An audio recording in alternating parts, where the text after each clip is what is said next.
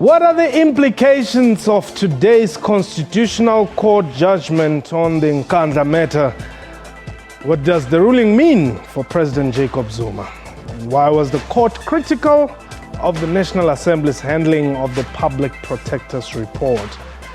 How does the outcome impact the powers of the office of the Public Protector? What time is it? It is question time.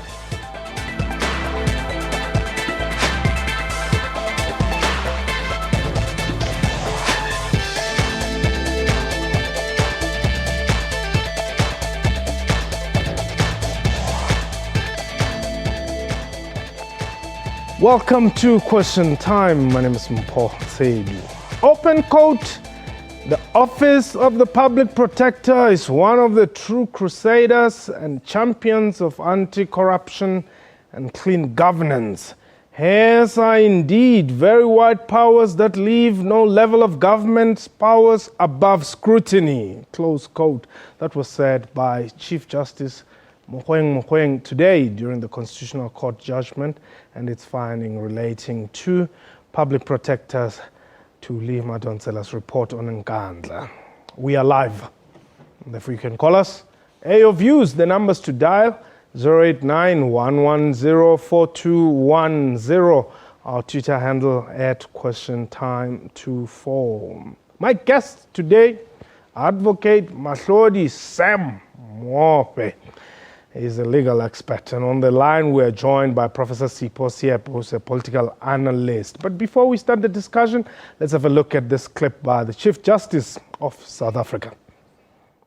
The President thus failed to uphold, defend, and respect the Constitution as the supreme law of the land.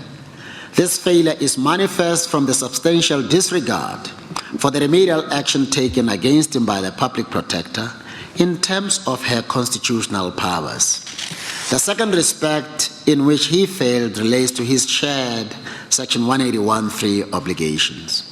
He was duty-bound to, but did not, assist and protect the Public Protector so as to ensure her independence, impartiality, dignity, and effectiveness by complying with her remedial action.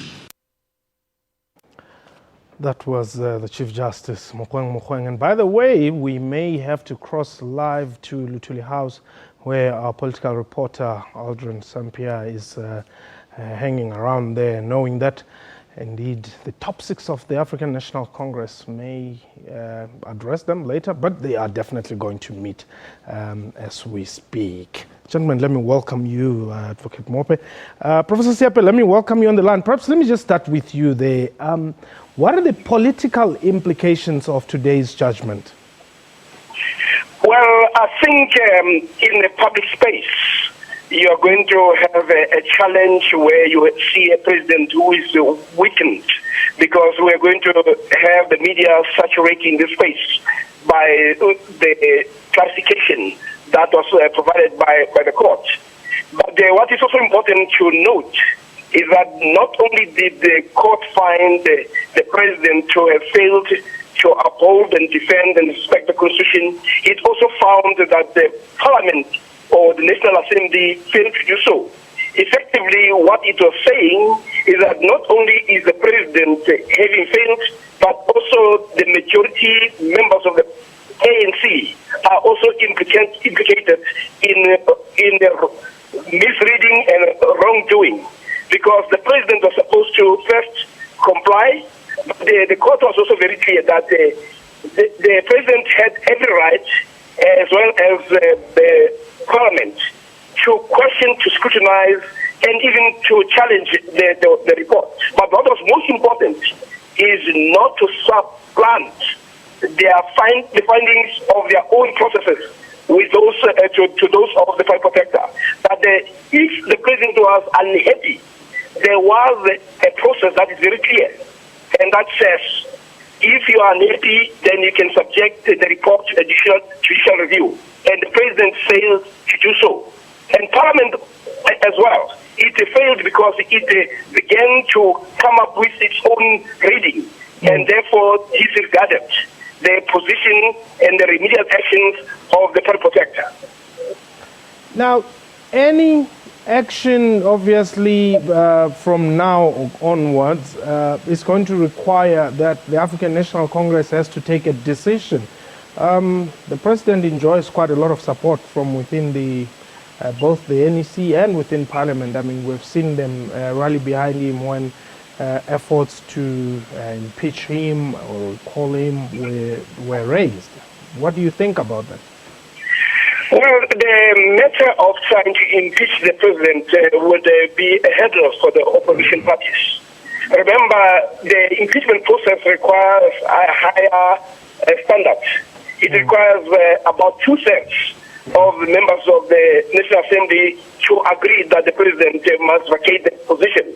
But if, given our past experience, the parties that failed with simple motion of no confidence, which does require simple majority, it is very unlikely that that motion will carry the day. But what is important for the opposition party is to continue to make the president their agenda as they have actually done. So if we move towards the impeachment process, the longer it takes, the more the president is always in the dock. And the opposition parties have almost considered him to be their trump card. So they are going to exploit this space and milk this cow until they get the political mileage out of it. Okay, hold it there, Professor Sepe. Now, Advocate Mopo, welcome to Question Time Indeed. Let's talk about the legal implications here. Yeah, it's a sad day that we have come to this position where the ConCourt had to take this drastic decision. The legal situation is extremely dire in the sense that the Constitution expressly states that anything inconsistent with it is unlawful. And failure to uphold it is also unlawful. Now, the ConCourt was clear in saying that, in explaining, the separation of powers. And it basically confined itself to what it was asked to do. Yes. By the different counsel representing the different litigants in this case. Yes. And the ConCourt justices, in my view, this was the simplest decision to get to. The ConCourt has held many serious judgments where there was a lot of work to be done on that one. But on this one, and I'm saying it simply because, our system, our judicial system is adversarial in a way. You see, I submit to the court my version, and my opponent submits to the court his version. Yes. The duty of this adversarial situation is that we've got to rebut each other's submissions to the court, and the court then weighs the different submissions to say which submission, it's possibly true or possibly something that they can make a judgment on. Unfortunately, in this case, and with utmost respect to the president's legal team, they didn't rebut anything which their opponents, especially the EFF counsel, Vintrungov SC, was submitting. Because I looked at that judgment as it was, at that litigation as it unfolded at the time. Nobody, and especially the president's counsel, rebutted what the EFF's counsel was saying. And the EFF's counsel was consistent in saying the president failed to uphold the Constitution by not implementing the Public Protector's remedial action, which is a constitutional imperative, by the way. So, and in my view, I think the justices' hands were tied in the sense that that submission by the EFF's counsel was never rebutted by anybody. Okay, so the Constitutional Court declares that indeed Public Protector's findings are binding, but we'll talk about what that process is going to entail to try and rectify what they believe as transgressions there. But for now, we're taking a break. The number to dial 089-110-4210, 089-110-4210. We'll be taking your calls and we'll indeed also read through your tweets at Question Time to give us your thoughts there. This is Question Time.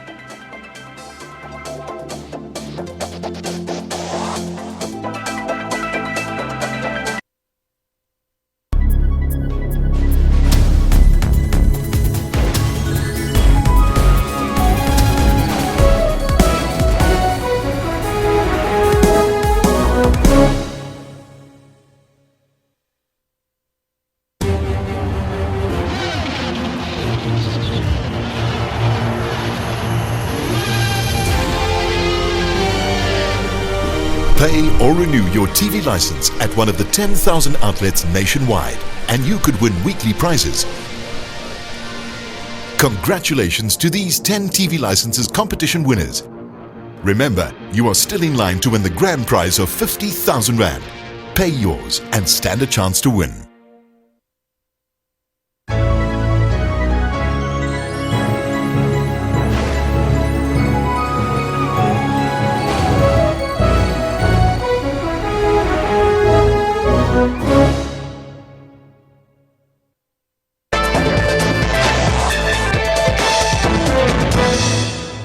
Welcome back. You're still watching Question Time. Before we continue, let's have a look at this clip by the Public Protector.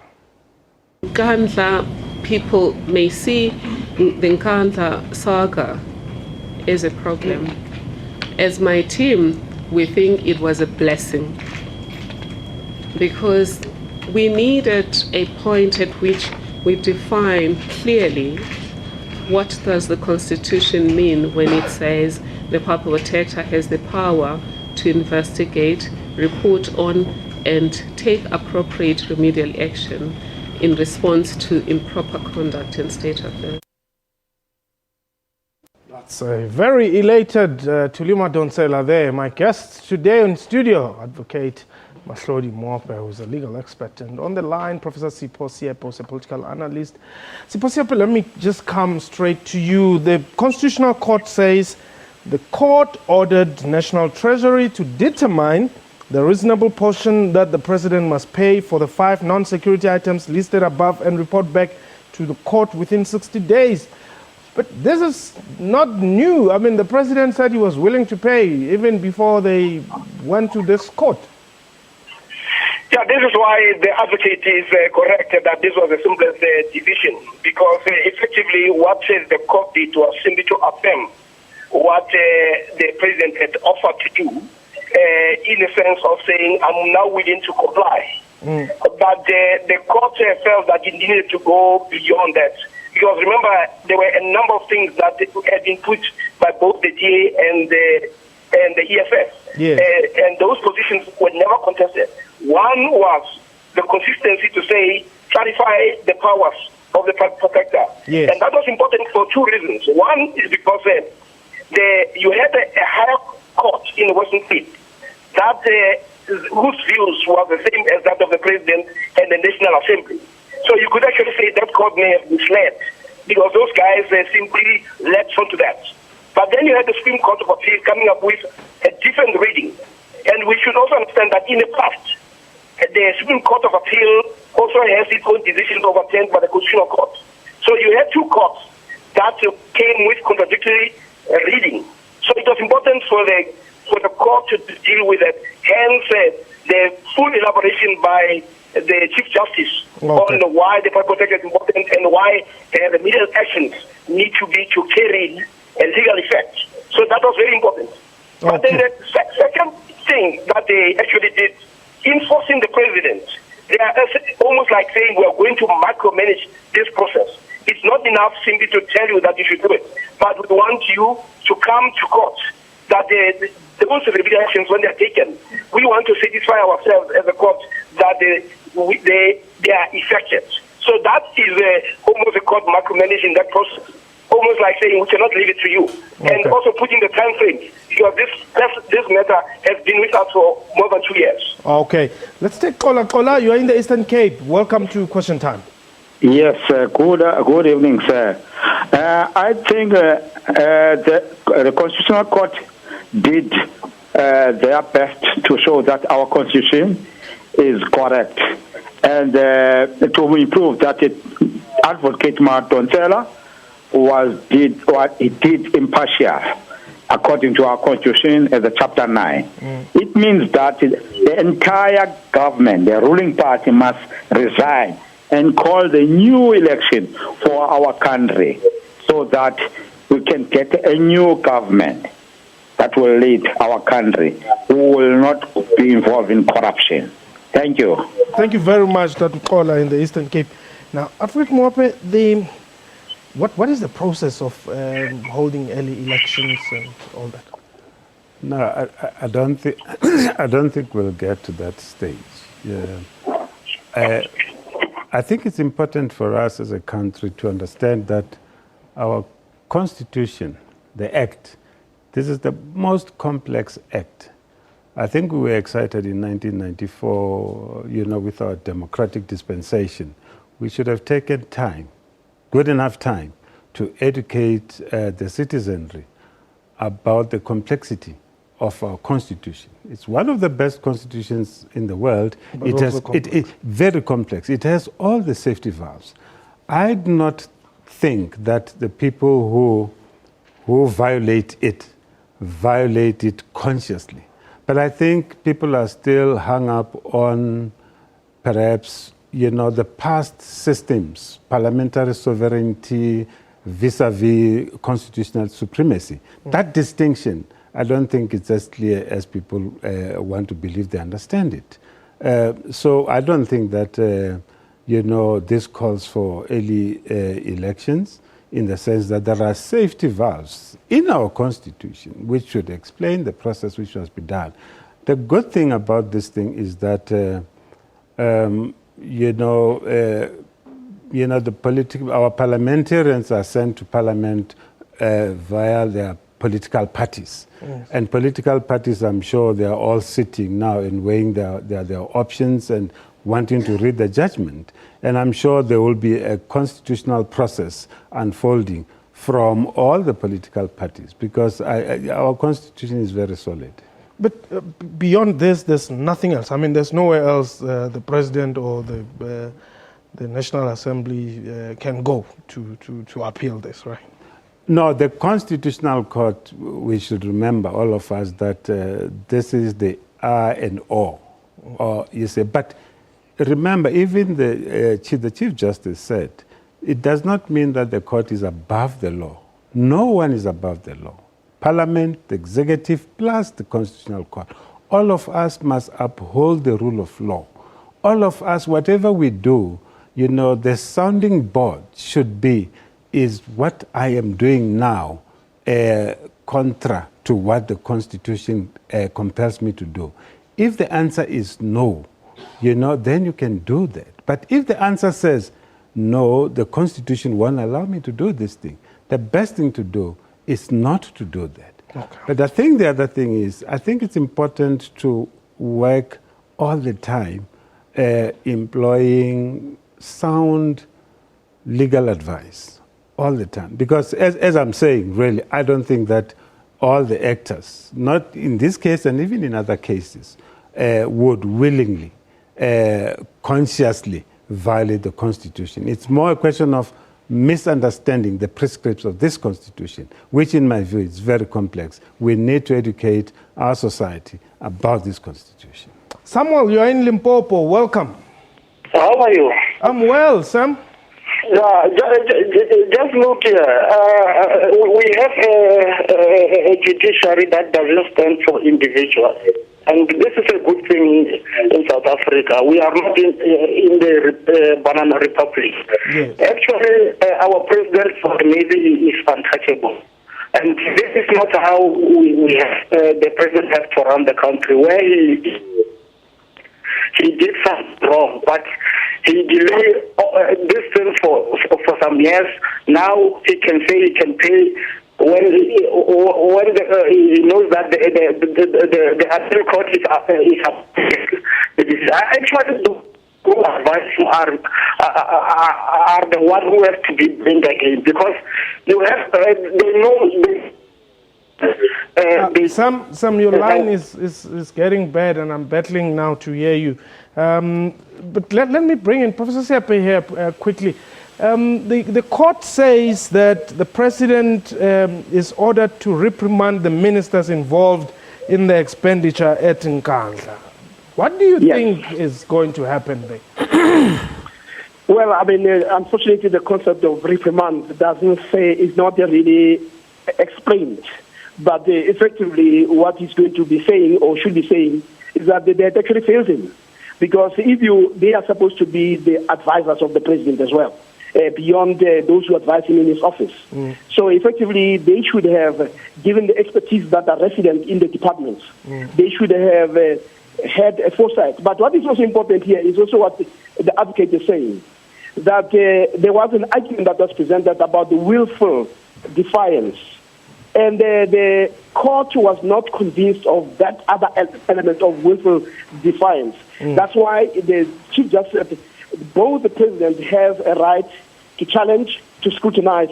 And but the only problem where both the National Assembly and the president failed is that when you've completed that process and you are unhappy, subjected to judicial review. So I think the issue of reprimand will be just what the president will tell these guys that he failed me. But most importantly is to say the most important thing that we have a responsibility to question everything.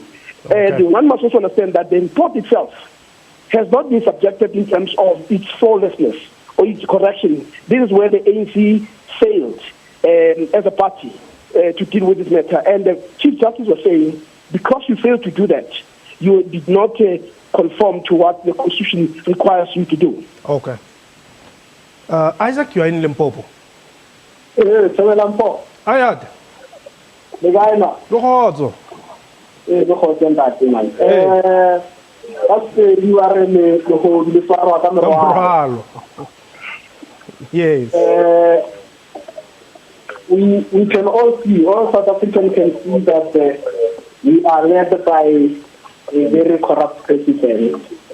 And then there is no amount of explanation, big words or whatever, that can explain President Zuma out of his Nkandla saga. The only way to do is to resign. He must just resign and go and reject Nkandla, because he has wasted a lot of our money. People here on the rural areas are suffering.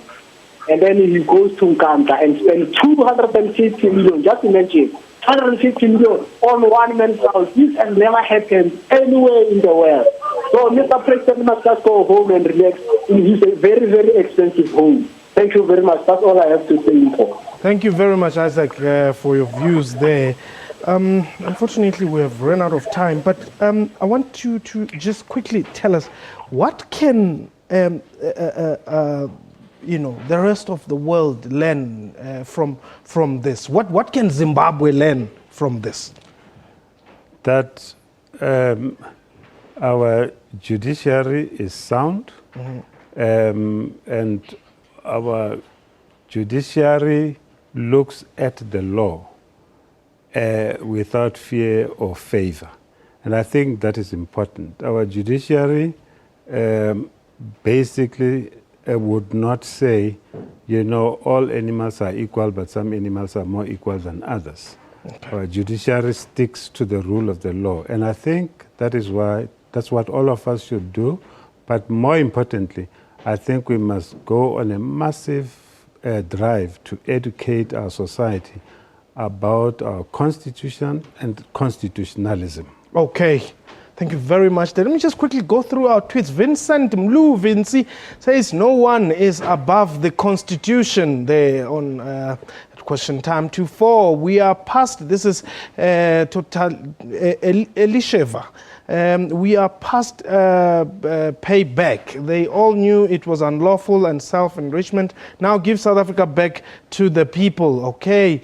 DK Gamhlope or D Gamhlope, what remedial action are we entitled to as South Africa when Parliament is found to have flouted the Constitution? And the last one there, the government need to respect the laws they themselves created. This judgment also shows that no one is indeed above the law. That's Mark. Thank you very much. Those were your views. And let me thank Professor Sipho Siepe and Advocate Mahlodi Mope for having joined us here on Question Time. Let's meet again next time. From me and the crew, you have yourself a wonderful time. Goodbye.